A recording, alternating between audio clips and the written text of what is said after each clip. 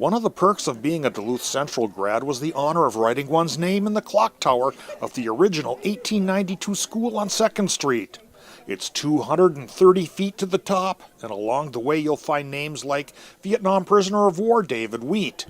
You'll also find several Don Nesses.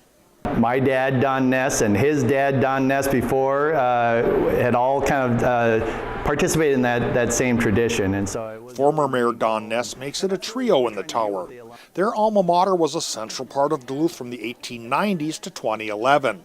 Central's last class of freshmen was honored with the final ringing of the school bells in 2013.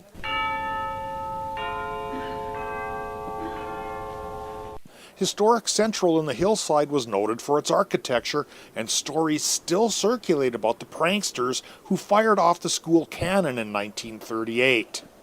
Legend says it was eventually donated to the World War II scrap drive, but it was a war trophy from the Spanish-American War, and when jokers set it off, windows were broken throughout downtown. We have names of people who may have been involved, but we're not so sure that that's the case, so we're never going to talk about who it was, but it sounds like something kind of fascinating. One of those pieces of history that I don't know we'll ever really find the answer to.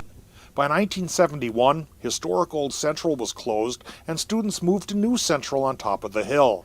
The student body still had Trojan pride, but the modern building wasn't exactly watertight when rains came. I remember going down the halls and there's the big, industrial rubber buckets catching rain, so whoever did the contracting for the roof might not have been a Duluthian. Old and New Central may be gone over a decade now, but school spirit lives on. Former mayors Don Ness and Gary Doty, along with artist Gary Lundstrom, worked together with other alumni to create a Central History Room at the Duluth Depot. It will be open through August.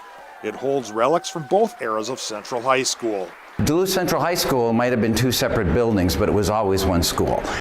The hilltop building has been torn down. The hillside school is now owned privately and may be turned into apartments. Former Mayor Ness says the new owners know the building's history and the historic treasure written on the walls of the clock tower.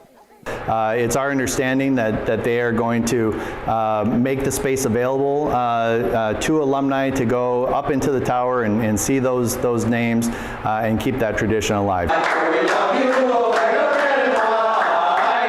Holding on to history in the hillside, Dave Anderson, Northern News Now.